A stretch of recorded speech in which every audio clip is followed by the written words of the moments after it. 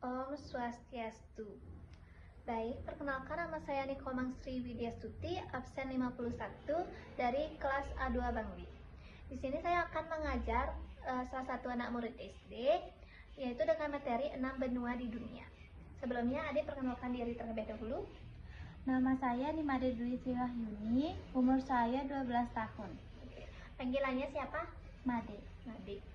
Baik, di sini Made sudah dapat mata kuliah IPS?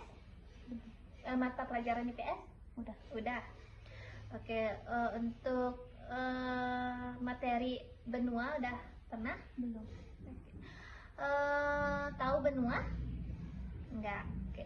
Benua adalah daratan yang sangat luas di permukaan bumi yang secara geografis dan geologis berbeda dari wilayah lainnya. Benua biasanya dikelilingi oleh lautan atau perairan besar dan terdiri dari berbagai negara, pegunungan, sungai, gurun, dan berbagai macam ekosistem seperti itu. Setiap benua mempunyai keunikan masing-masing. Misalnya benua Asia, yaitu benua terbesar di dunia. Benua Antartika adalah penuh dengan es. Australia punya hewan unik seperti kanguru. Oke. Adek tahu kanguru? Tahu. Pernah melihat secara langsung? Tidak. Pasti melihatnya di sosial media, TV seperti ya. Oke, 6 benua di dunia, yaitu ada benua Asia, Eropa, benua Amerika, benua Afrika, Australia, dan benua Antartika atau kutub selatan, yaitu berada di selatan ini. Oke, ini bisa dilihat, ini ada peta, yaitu ini ada benua Amerika, ini yang biru ini ada benua Amerika, biru tua ini. Benua Eropa ini yang merah wilayahnya, yaitu benua Afrika ada yang hijau ini. Benua Asia ada di sini paling luas, dan ini ada negara Indonesia. Dan benua Australia di sini yang warna ungu ini, dan benua Antartika ini yang es itu, kutub selatan. Oke, benua Asia. Yang pertama ada benua Asia, benua terbesar ya, mulai dari terbesar dulu. Benua Asia merupakan benua terbesar di dunia, luas daratannya mencapai 30% luas daratan di seluruh dunia. Bila digabungkan, luas daratan dan lautan di Asia mencapai 8,7% luas dunia, karena areanya sangat luas. Benua Asia dibagi menjadi berbagai bagian atau sesuai arah mata angin. Setiap bagian pun memiliki ciri khas masing-masing, baik geografis maupun budaya masyarakatnya, seperti itu ya. Oke, yang kedua ada benua Amerika. Benua Amerika, wilayah benua ini terbagi menjadi 3 bagian, yaitu Amerika Utara, Amerika Tengah, dan Amerika Selatan. Nama Amerika diambil dari nama orang Eropa pertama yang menjelajahinya. Namanya Amerigo Vespucci. Perbedaan paling terlihat dari negara-negara di ketiga wilayah benua Amerika ini, yaitu terkait sosial budaya dan perekonomiannya, seperti itu. Oke, yang ketiga ada benua Afrika. Benua Afrika merupakan benua dengan jumlah penduduk kedua terbanyak setelah benua Asia. Karakteristik geografis benua Afrika memiliki banyak gurun dan cenderung kering, seperti kemarau gitu. Gurun terbesar dan sungai terpanjang di dunia ada di benua ini, benua Afrika ya. Benua Afrika dibagi menjadi 5 wilayah, yaitu Afrika Utara, Afrika Barat, Afrika Tengah, Afrika Selatan, dan Afrika Timur. Sebagian besar negara di benua Afrika merupakan negara miskin, dan di benua ini banyak terjadi bencana kekeringan serta kelaparan, seperti itu ya. Yang keempat ada benua Antartika. Tadi kan disebut benua es gitu. Benua yang merupakan zona bebas karena tidak terikat kepemilikan oleh negara manapun. Kondisi geografis kutub selatan lebih ekstrim dibandingkan kutub utara atau Arktik karena wilayah ini tidak dihuni manusia kecuali beberapa stasiun yang digunakan untuk penelitian seperti itu. Yang kelima ada benua Eropa. Benua ini berada di daerah yang sama dengan benua Asia. Karenanya lempeng tempat benua Eropa dan Asia ini dinamakan lempeng Eurasia. Benua Eropa terbagi menjadi 4 wilayah, yaitu Eropa Timur, Eropa Utara, Eropa Barat, dan Eropa Selatan. Eropa merupakan satu-satunya benua tanpa gurun, berarti tanpa gurun ya. Sebagian besar negara-negara di Eropa yang berbatasan darat merupakan anggota perkumpulan Uni Eropa atau European Union. Seperti itu. Yang keenam ada benua Australia. Australia merupakan benua terkecil di dunia, paling kecil ya. Luas wilayahnya hanya sekitar 7 juta kilometer persegi. Pembagian wilayah benua Australia dilakukan berdasarkan negara bagian, bukan pembagian per wilayah seperti keempat benua lainnya. Hal ini karena benua Australia merupakan satu negara persemakmuran yang memiliki 6 negara bagian dan 2 teritorial. Benua Australia berbatasan langsung dengan Indonesia dan dipisahkan oleh Samudra Hindia, seperti itu. Oke, di sini juga ada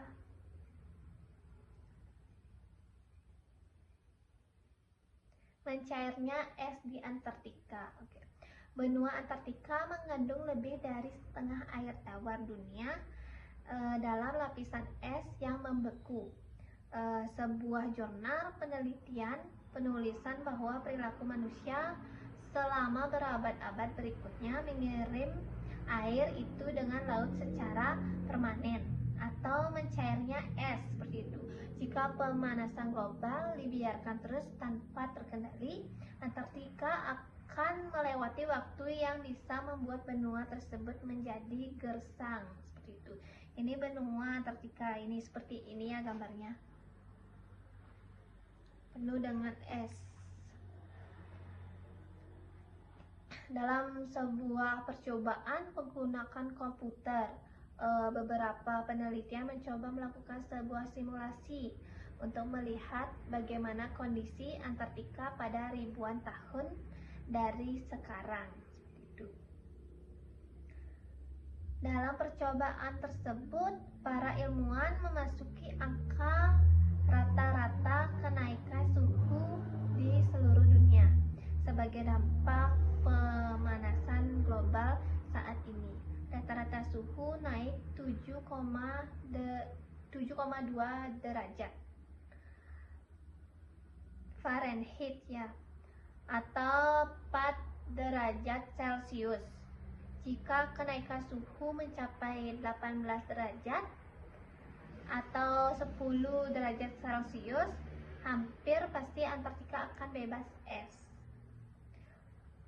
Lalu apa dampaknya bagi dunia? Oke, para peneliti di Potsdam Institute for Climate Impacts Research atau PIK ya di Jerman menyebutkan itu. Jika benua Antartika kehilangan semua esnya, permukaan laut di seluruh dunia akan naik hampir 200 kaki atau 58 meter ya. Seperti itu karena es. Oke, ini yang ada di kutub utara itu ada di kutub ya, itu ada beruang kutub dan penguin. Oke, sama-sama kutub tapi kok beda gitu. Oke. Bumi memiliki 2 kutub, yaitu kutub utara atau Arktik dan kutub selatan atau Antartika, seperti itu. Apa perbedaannya keduanya? Antartika berasal dari bahasa Yunani atau Arkrikos yang artinya utara, sementara itu Antartika berasal dari kata Antarktikos yang artinya lawan dan dari utara. Wilayah kutub utara atau Arktik merupakan lautan yang dikelilingi oleh daratan lautan di Arktik, tertutup oleh lapisan es yang dikelilingi oleh permafrost. Permafrost merupakan lapisan tanah tebal yang beku. Di musim dingin, suhu lapisan es ini mencapai 40 derajat Celcius. Dingin ya. Sebaliknya Antartika atau Kutub Selatan merupakan wilayah daratan yang dikelilingi oleh lautan. Hampir seluruh wilayah di benua Antartika ditutupi lapisan es yang tebalnya lebih dari 1.600 meter. Wilayah Antartika merupakan benua paling dingin, berangin dan kering di bumi. Bayangkan saja suhu di sana bisa mencapai 89 derajat Celcius. Pasti sangat dingin. Kalau kita berada di sana, mati kedinginan.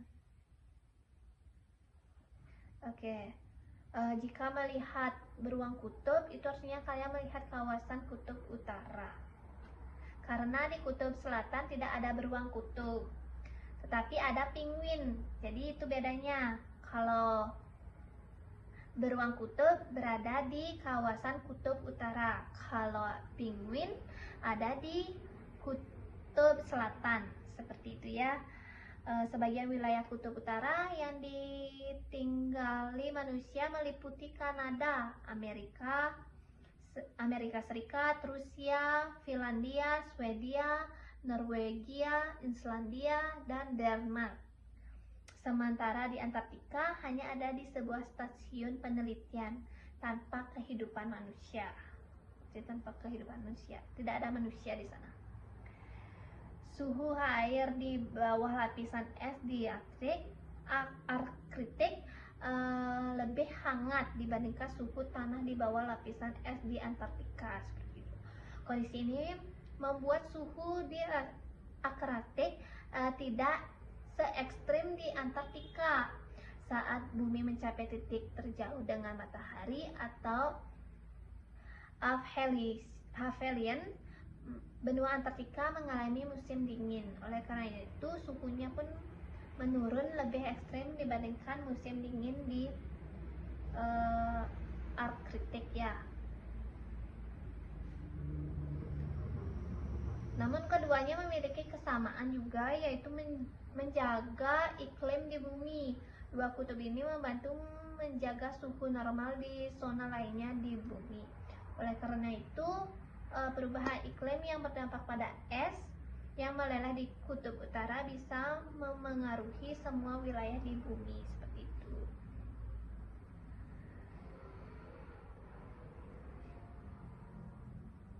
Banyak ya.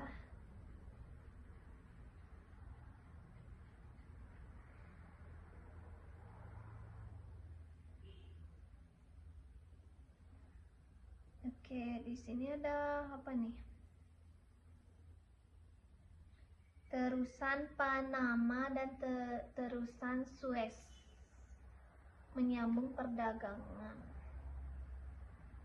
Oke, pada masa lalu kapal dagang dari Laut Tengah butuh waktu lama untuk berlayar ke Samudra Hindia karena kapal harus mengitari Tanjung Harapan di Afrika Selatan terlebih dahulu. Oh, berarti ini berada di Afrika Selatan di bawah komando Napoleon Bonaparte. Akhirnya Prancis berinisiatif membangun sebuah terusan atau kanal. Ya, ini gambarnya. Ini adalah terusan atau kanal. Oke, udah tahu kan terusan atau kanal? Oke, Lesson menjadi sosok arsitek yang berjasa di balik mega proyek ini. Terusan yang dibangun rencananya menghubungkan Laut Merah dan Laut Tengah untuk mempercepat waktu tempuh sehingga dapat menguntungkan para pedagang. Terusan yang dibangun itu bernama Terusan Suez. Yang dibangun itu terus Suez. Kini usianya sudah lebih dari 100 tahun. Wow, lama banget ya. Dan sangat membantu proses perdagangan banyak negara. Tetapi tak banyak yang tahu bahwa untuk membangun terusan ini dibutuhkan tenaga kerja yang besar, yang sangat besar. Pemerintah menerapkan sistem kerja paksa dengan upah minimal dan ancaman kekerasan. Di akhir tahun berapa ya? 1861 pembangunan terusan Suez dimulai dengan puluhan ribu petani menggali. Seperti itu. Bagian awal kanal dengan tangan dan peralatan seadanya karena pengembangan sangat lambat dan memakan banyak korban. Pembangunan pun dilanjutkan menggunakan kapal keruk bertenaga uap dan batu bara. Oke, Tanah Panama. Tanah Panama yang menghubungkan Amerika Utara dan Amerika Selatan merupakan wilayah yang diapit Samudra Atlantik dan Samudra Pasifik. Ide membangun terusan ini pertama kali dilontarkan pada tahun 1513, namun baru terwujud ratusan tahun kemudian. Keberhasilan Ferdinand de Lesseps membangun terusan Suez pada tahun 1869 membangkitkan kembali mimpi tersebut. 11-an tahun setelahnya membangun terusan Panama dirancang. Namun prosesnya tak semulus pembangunan terusan Suez. Penyakit kuning dan malaria menjangkiti para pekerja. Kebocoran keuangan juga membuat proyek itu berhenti di tahun 1888. Sang arsitek atau Ferdinand bahkan divonis 5 tahun penjara dengan tuduhan penggelapan. Ia baru menyelesaikan proyek itu sekitar 40% saja. Pembangunan terus Panama juga melibatkan proses politik dengan campuran tangan pemerintah Amerika Serikat, sehingga akhirnya terusan ini selesai dibangun pada tahun 1914 ya, yang dipimpin oleh kolonial George W. Gortals. Keberhasilan pembangunannya disebut-sebut sebagai kejayaan besar dunia engineering selama setahun terusnya. Ini bisa dilewati 12.000 kapal seperti itu. Itu cerita terusan Panama dan terusan Suez menyambung perdagangan. Itu ceritanya. Oke, jadi itu aja. Kakak akan memberi adik sebuah kuis ya, pertanyaan. Tadi apakah dia mendengarkan atau tidak? Ya. Ada yang mencatatnya juga. Mencatatnya baik.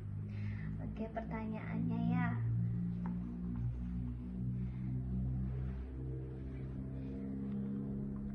Yang pertama, langsung jawab ya. Yang pertama, nama benua terbesar di dunia apa? Asia. Asia, baik, bagus. Asia. Oke, benua apa yang penuh dengan es? Antartika. Antartika, baik, betul. Oke, soal yang ketiga ya, berikan 5 soal aja ya. Australia terkenal dengan hewan apa? Kanguru yang belum pernah lihat kan? Ya. Oke, nanti kita lihat kalau bisa ya.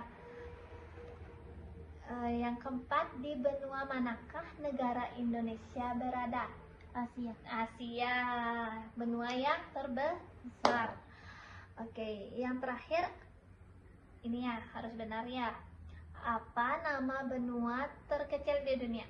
Australia. Australia. Australia. Baik. Oke. Bagus ya, bisa menjawab pertanyaan itu. Baik, sekian dari saya. Saya tutup dengan Parama Santi. Om Santi Santi Santi Om.